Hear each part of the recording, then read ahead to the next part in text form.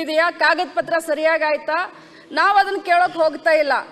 ನಮ್ಮ ಯೋಜನೆ ಮಹಿಳೆಯರಿಗೆ ಆರ್ಥಿಕ ಸ್ವಾವಲಂಬನೆ ಜೀವನ ನಡೆಸಲಿಕ್ಕೆ ಯೂಸ್ ಆಗಿದೆ, ಉಪಯೋಗ ಆಗಿದೆ. ಪ್ರಿಯಾಂಕ್ ಖರ್ಗೆಜಿ ಅವರು ಹೇಳಿದ ಹಾಗೆ ಬೆನಿಫಿಷಿಯರಿಗಳು ಯಾರು ಏನು ಅಂತ ಇಲ್ಲ, ಎಲ್ಲರೂ ಆಶೀರ್ವಾದ ಮಾಡ್ತಾ ಇದ್ದಾರೆ. ನೀವಷ್ಟೇ ಇಲ್ಲಿ ಬಂದು ಹೇಳ್ತಾ ಇದ್ದೀರಾ ಇದರಿಂದ ಅನಾನುಕೂಲ ಆಗಿದೆ ಅನಾನುಕೂಲ ಆಗಿದೆ ಅಂತ. ಸರ್ ಒಂದು ನಿಮಿಷ, ಅವರ ಕ್ಷೇತ್ರದಲ್ಲಿ ನನಗೊಂದು ಅರ್ಧ ಗಂಟೆ ಟೈಮ್ ಕೊಡಿ.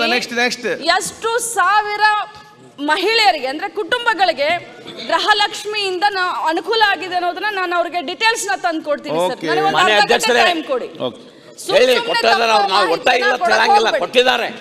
ಆದ್ರೆ ಕೊಟ್ಟ ನಂತರ 5 ತಿಂಗಳ ಗೃಹಲಕ್ಷ್ಮಿ ಯೋಜನೆ ಹಣ ಬಂದಿಲ್ಲ. 5 ತಿಂಗಳ ಮಹಿಳೆಯರು ನಮ್ಮನೆ ಆಫೀಸ್ ಬರ್ತಾರ, 5 ತಿಂಗಳ ದುಡ್ಡ ಬಂದಿಲ್ರಿ ಹೇಳ್ರಿ ಅಂತ ನಾವ್ ಯಾರಿಗೆ ಹೇಳೋನು? ಯಾಕೆ ಕೊಡಂಗಿಲ್ಲ ನೀವು? ಈಗ 100 ಜನರಲ್ಲಿ 3 ಜನರಿಗೆ ಬಂದಿಲ್ಲ, 97 ಜನರು ಸಂತೋಷದಿಂದಿದ್ದಾರೆ.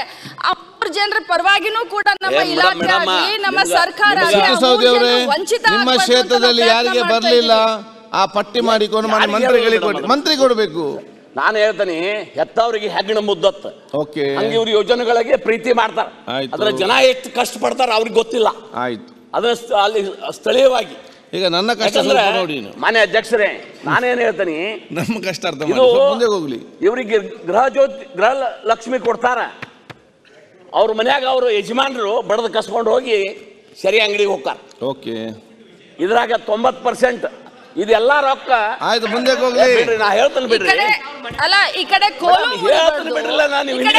ಮುರಿಬಾರ್ದು, ಈ ಕಡೆ ಹಾವು ಸಾಯ್ಬಾರ್ದು.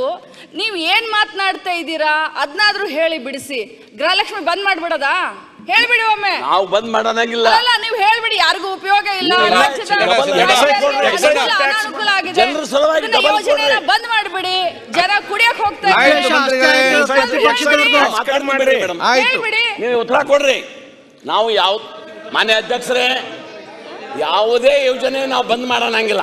ಆಯ್ತು, ಬಡವರ ಪರವಾಗಿ ನೀವು ಕೊಟ್ಟಂಗ್ ಮಾಡಬೇಡ್ರಿ.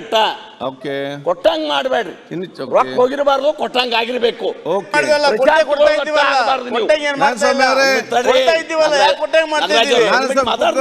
ಅವ್ರು ಅಷ್ಟೇ ಹೇಳ್ಬೇಕಲ್ಲ.